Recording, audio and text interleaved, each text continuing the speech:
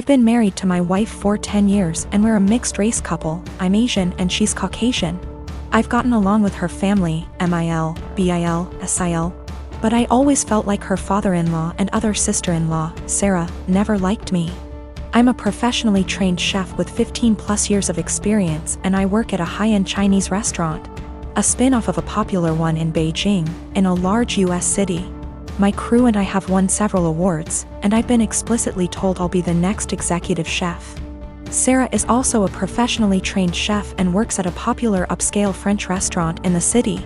She constantly brags about it and, no joke, compares herself out loud to Ramsay and Bourdain. Whenever I'm at my mother-in-law and FIL's house and helping out in the kitchen, Sarah is always criticizing everything I do. Whether it's chopping, braising, marinating, etc., she always butts in with comments like, I think you should actually do X like this. I've been patient for my wife and sidestepping those comments, saying things like, thanks, but I think I'll stick to the way I do it. Things came to a head 2 weeks ago when my wife, FIL, MIL, and I were in her parents' kitchen prepping dinner for my MIL's birthday. We were running a bit behind, so things were heated, which I kind of like because it reminded me of work. And that's when Sarah walked in. She took one look at what I was doing, scoffed, and said something like, oh wow, okay, so that's not the right way of doing things. It hit a nerve and I pretty sternly told her to stop criticizing my cooking and that I'm also a chef like her. She laughed and said, making kung pao chicken at some Chinese restaurant doesn't count. The kitchen went silent, father-in-law snorted / chuckled, and my mother-in-law yelled, Sarah, what is wrong with you? I stopped what I was doing, swore at her and called her a racist piece of shit, apologized to my mother-in-law for not being able to stay, and left for home with my wife. Apparently this caused a massive fight after we left, with my MIL / BIL / other sister-in-law taking my side and my FIL / Sarah saying, it was a joke but kind of true and that I was being too sensitive. The extended family somehow got wind of this and now everyone is arguing and taking sides, with my wife even getting texts from some her cousins apologizing for Sarah's behavior.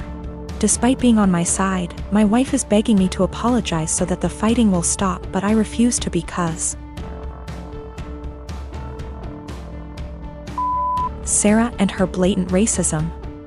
I'm a chef working at upscale Chinese resto, my sister-in-law is a chef at upscale French resto.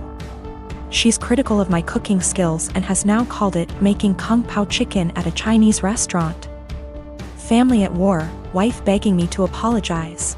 My wife has also informed me that now Sarah may be in trouble at work and she's blaming me for it. Apparently one of her co-workers heard her rant about what happened and reported it to management. So it looks like one of my wife's cousins found this post and put it on Sarah's Facebook wall going, this is you, right? Her FB friends are starting to comment with things like, if this is you Sarah then I'm disappointed. I think Sarah's still at work, shit might be hitting the fan soon and now my wife is pissed too. My wife got a call from SIL. From wife's paraphrasing. Sarah started screaming / crying at her the moment my wife picked up and said that she just got demoted because of her Asian slur husband. Apparently some of her co-workers have her on FB and showed the post to management, which combined with her earlier rant, double whammied her back to being a line cook and now she might get fired. My wife solidly on my side after taking the verbal abuse from Sarah. I live in an apartment on the ground floor of a house that was converted to apartments. My neighbors, one street over but the back of their house faces the back of the house I live in, can see my whole backyard and vice versa. My apartment has a whole wall of windows that are on the back of the house. It's gorgeous and is a big reason I picked the place. I love keeping plants and it let in a lot of light. Looking out, there is the neighbor's backyard which is large and comes up close to my place. The property line is maybe 10 or 15 feet from my windows. Once it has gotten to be warm out, I've noticed the husband of the family who owns that house looking into my apartment a lot. Even sometimes I'll look up and see him, look away then look back minutes later and he's still looking. So I started shutting the shades during the day but that was kind of annoying. My place is a dark cramped shoebox without the windows open. And I can't do that for too long because the plants were struggling without light, so I bought these window coverings that make windows into one-way mirrors. During the day when it is light out, my windows look just like mirrors now. From the inside it looks pretty much the same, the windows look tinted slightly darker, but that's it. From the outside you can't see in at all, it looks exactly like mirrors. The section of windows it's applied to is about 8 feet high and 20 feet wide. After a week of the window coverings being up, both of the parents from the neighbor's house came to my door and wanted to talk to me. The wife was complaining about the windows for a lot of reasons. 1. They were ugly too. It was uncomfortable, especially for the teens and their friends, to have a huge mirror adjacent to the swimming pool. It's at a time that they feel insecure about looks and they have lost interest in hanging out by the pool. 3. In the afternoon and evening, it was reflecting a lot of extra sunlight into their backyard. They couldn't enjoy eating dinner on the back porch with the sun in their eyes. I said sorry about the inconvenience, but I wanted it for privacy. They both pushed back on that some, and I said that I needed privacy because of the husband starting. He started denying it in front of his wife, and so I took out my phone where I'd taken pictures and sent it to my group of friends. And showed her a couple pictures of him gaping at my apartment and the texts from that time. He got mad and said he incidentally looked over, and the 8-foot by 20-foot mirror was a crazy overreaction. I said that I'd like to keep it, and that I was sorry, but frankly this was avoidable. I think they're both mad because they called my landlord, who brushed them off. I am a 28 years old female. And I do babysitting on the weekends to make extra cash. There is one family I definitely should have phased out by now, but the kids are cute, and if I don't have another job, it's easy money. My issue is, the mom is never home on time. She used to not give me return times, but finally I started asking as it made it impossible to get anything done on the weekends. I'd go babysit so she could go to brunch, but she'd be gone from 11 a.m. to 7 p.m. My whole day was gone. After that, she'd start giving me times but never stick to them. She wouldn't even call to tell me, she'd just stay out. On Saturday, I got to her house at 6 and she was supposed to be home by 9. I told her she needed to be on time because I had plans to go out with friends. I was even getting ready at their house after I put the kids to bed. She promised. Of course, 9 o'clock rolls around and she's not home. I call her, no response. Text, no response. Another hour. Nothing. Still calling and texting. Finally, it is midnight. By this point, my plans are long ruined, but I'm pissed and exhausted.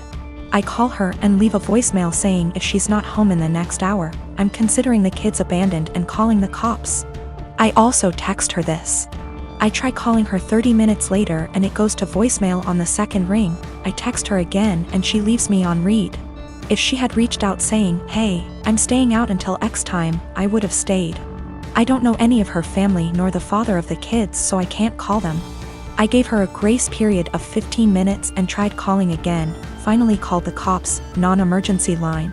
They showed up and I showed our agreement and text from earlier in the week confirming that she'd be home by 9. They tried contacting her, didn't answer.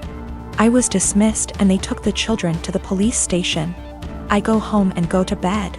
I am awoken at 3 a.m. by a frantic call. It's her. Where are the kids? Why am I not here? I tell her I followed through on my threat, check the police station. She cursed me out, I hung up and went to bed. The next day, she sends me an essay saying the kid's father was called and there's a DCF investigation launched against her. She called me every name under the sun, but I didn't think I was wrong until I spoke to a friend with kids. She said I should have just waited it out and refused to ever sit for her again. She asked if her potentially losing her kids was worth me being petty.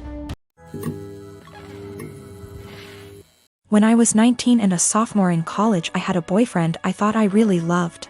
Looking back, maybe it was just teenage puppy love infatuation. Not sure, but I guess it's not important. I know I'm very biased and what I want is what's best for my daughter, but I think my feelings are getting in the way of that. I had been with Tom for about 8 months at that point. He was on the baseball team and very popular. But one day I discovered I was pregnant and told Tom. He freaked out and got super pissed. He demanded I get an abortion, said he would not stay with me otherwise. He did offer to pay the full expenses of it though. So I went to the clinic and I couldn't do it. I'm very pro-choice and told myself the logical thing to do would be to have an abortion. but when it came down to it, I just couldn't do it. I admit part of it was that I was afraid, but I also felt an attachment for my baby. The thought of getting rid of him / her made me feel like throwing up. So I told Tom that I did love him and I wasn't trying to trap him, but I simply couldn't have an abortion. Maybe we could look into adoption, but abortion was out. Tom said he had never loved me, and while I was fun, I was now causing him too much trouble for him to bother with me anymore. And I was right, I wasn't going to trap him. He said I was free to choose to keep the baby, and he was free to choose to have nothing to do with me or it, and to not even think of trying to get child support from him. I won't go into details, but Tom made it clear he would make life as miserable as possible for me if I tried to contact him again, get child support, etc. Maybe it was wrong to do, but I figured all that trouble and drama just wasn't worth it and I would make my own way. I was, however, devastated and completely heartbroken. I admit it really me up. I never spoke with or saw Tom again. I did consider adoption, but in the end, long story short, I chose to keep my child. Faith is 4 now. It's been a long and hard road, but I graduated college and got a job. We live in a tiny apartment and finances are tight, but we make do. I love Faith like crazy and I do not regret the choice to keep her whatsoever. She makes me a better person and we have a good life. However, 3 days ago I received a letter in the mail. It was from Tom. Inside the envelope was a letter and a check for $3,000. This is what the letter said: Vika, I know this is coming out of nowhere and I'm sorry, but I didn't know a better way to do this. I am so sorry for how I acted 5 years ago. I was selfish and a complete fool. I know that doesn't begin to cover it. These past 5 years have really had an effect on me. I got a job at Restraint. I started hanging out with different people. Good people instead of college jocks. I know I ran from my responsibility and I treated you with callous cruelty. I know I can't undo what I did, but I want to make it right. Here is a check for $3,000 for Faith. I know that doesn't begin to cover what her expenditures have been, but I wanted to show I am serious about what I'm about to say. I want to be a part of our daughter's life. I will go as slow as you like. I would very much like to set up regular child support payments as well as pay off whatever back child support I owe you for the past 5 years, including hospital appointments during your pregnancy. I know I don't deserve it, but I want to meet my daughter and be a part of her life in whatever way I can. I want to help her and I want to help you and start making up for the terrible way I acted. Here is my contact information. I am willing to do what you ask of me. Thank you for your time. Tom. I was blown away. I'm also beyond pissed off. I'm thinking of the pregnancy I had to deal with after getting dumped like that. Exams and papers I had to write.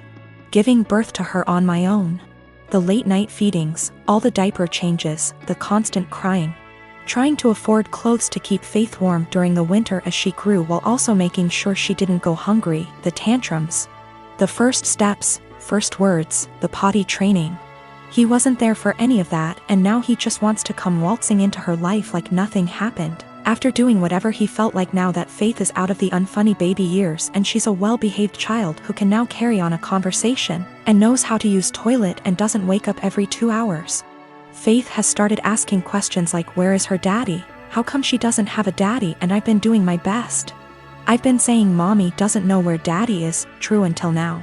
And she doesn't have a father because daddy wasn't ready to be one when she was born. Maybe that's the wrong answer, but I am doing my absolute best. I'm thinking of how Tom hurt me and bailed when life got hard. I can't stand the thought of him doing that to Faith. She's a sweetheart and quite sensitive. She doesn't understand unkindness. She makes friends with everyone and is very innocent. I've done my best to teach her to be a calm, kind, respectful person and everyone loves her. However, I do know she needs a good male role model in her life and I do feel guilty for not having one for her. I haven't had a boyfriend or dated since Tom because all my energy and focus has been on graduating college, getting a job, and being a good mother to my daughter. I never really thought about Tom much after Faith was born, but now that I am with this intrusion into our lives, I think I hate and despise him. I want him to just go away. I wanted to not even cash the check and to tell him to take his money and shove it, but my parents and close friends reminded me That is Faith's money and she is entitled to it, and I agree. At minimum, I want to get some child support going because Faith deserves all the financial assistance and opportunities she can get. However, I know if I get regular child support, Tom will want to be in Faith's life, and frankly, I don't want that. I don't want him to hurt her and bail when life gets hard, because it is when you have a kid. I also feel like he doesn't deserve her. 4-year-olds are a lot more fun than infants. How convenient he suddenly shows up and wants to be a dad when the hardest part is out of the way. But I honestly do want what's best for Faith. I think she deserves to have a good daddy. I just don't think Tom is. I think Faith is better off having no dad than a bad or half-assed one. She deserves the money. But am I right to take the money and not give Tom any access to my daughter? I can't stand the thought of him hurting her. The thought of dropping her off at his house where I don't have access to her makes me want to scream and run away. Am I out of line for taking Tom's money but saying that's as close as he will ever get to her? I am not convinced in the slightest he has changed. I feel like this is guilt money and I want to throw that check in the trash. But it's Faith's money, not mine. Faith and I have a good life, and I feel like Tom is going to ruin that. But is it right to keep Faith from her biological parent when he has sent the money? I hate feeling like I owe her him because of that. P.S. College boyfriend dumped me after I got pregnant and threatened to ruin my life if I tried to talk to or get child support from him.